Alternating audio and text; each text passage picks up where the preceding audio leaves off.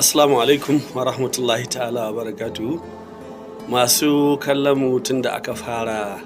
aikin hajjin bana na shekarar 2026, ina yi maku sallama irin ta addinin musulunci, ina kuma yi maku kyakkyawar addu'a da kyakkyawan fatan alkhairi.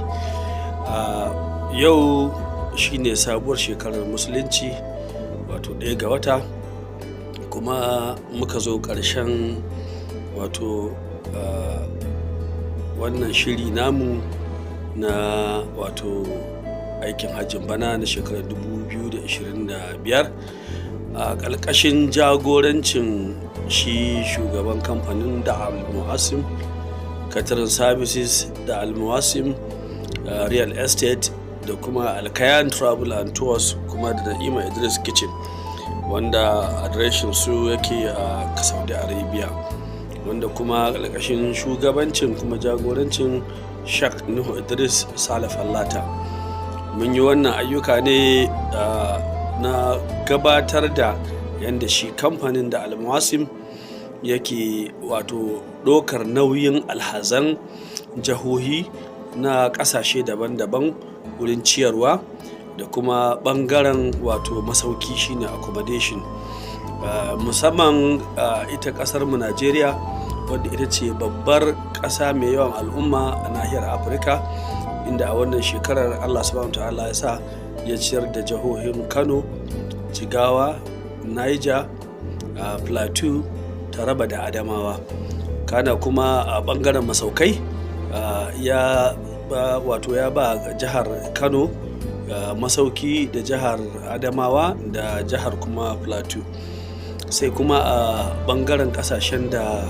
suke wanda ba Najeriya ba, wanda aka ba su masauki ko abinci, akwai kamar wani ɓangare na ƙasar Masar wato Egypt, akwai wani ɓangare na ƙasar wato India, wasu daga cikin musulmin India wanda aka ba su masauki da kuma ciyarwa. To kamar da yadda aka sani, shi aikin hajji musamman abu ne wanda yake kowace shekara ana yi cikin yardar Allah, kuma aiki ne wanda ita hukuma alhazai ta kowace ƙasa take tsara dokokin yadda za a bi domin ciyar da alhazansu ko ba su masauki, ko kuma yin wato mu'amala da su alhazan. Kuma sanin kowa da cewar shi alhaji kudinsa ne yake biya a lokacin aikin haji, so duk abinda wato aka yi masa, wato cikin kudinsa aka yi masa, to ana son a kyautata akan haƙƙinsa, kamar yadda shi shugabanmu Sheikh Nuhu Idris Saleh Fallata yake faɗi cewar ba alfarma ake yi ma alhaji ba, haƙƙinsa ne, kuɗinsa ne, dole kuma a bashi abu guda 3 mafi muhimmanci, shine ɗanɗanon abin da zai ji daɗi, sai kuma ƙosasshen abin, sai kawo abinci a kan lokaci. To a wannan ne muke kira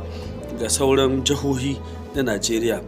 da CBB, yanda muka gabatar da yadda ake ciyar da alhazai, da kuma irin gidajen da shi kamfanin da Al-Muwassim ya bayar, domin su ma su biyo layi su samu irin wannan garaɓasa wadda wannan bawan Allah yake yi. Wanda kuma masu bibiyan, masu kallon mu za su ga cewar musamman ƙasar Ghana, babban limamin ƙasar Ghana ya aiko da saƙo wa shi shugabanmu Nuhu Idris Saleh Fallata cewar yana da buƙatar shekara mai zuwa 2026 insha Allahu ya ga cewar shi ne ya ciyar da alhazan Ghana baki daya da kuma masaukansu.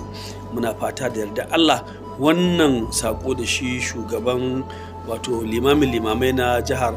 na kasar Ghana yayi ya tabbata, domin wani abu ne wanda zai nuna cewar an samu wato gamsuwa da yanda kamfanin da Al-Muwassim yake ba da gidaje, kuma da kamfanin wato Na'ima Idris yake, da kuma kira da muke yi da babban murya cewar yanzu an fara ayyukan umra. Muna kira ga musamman alhazai, ba wani Najeriya ba, dukkan kasashen da ke kewaye da Najeriya wanda suke bin kasar Najeriya zuwa aikin umra. Gaskiya yanzu Saudiya sun canza tsari da salo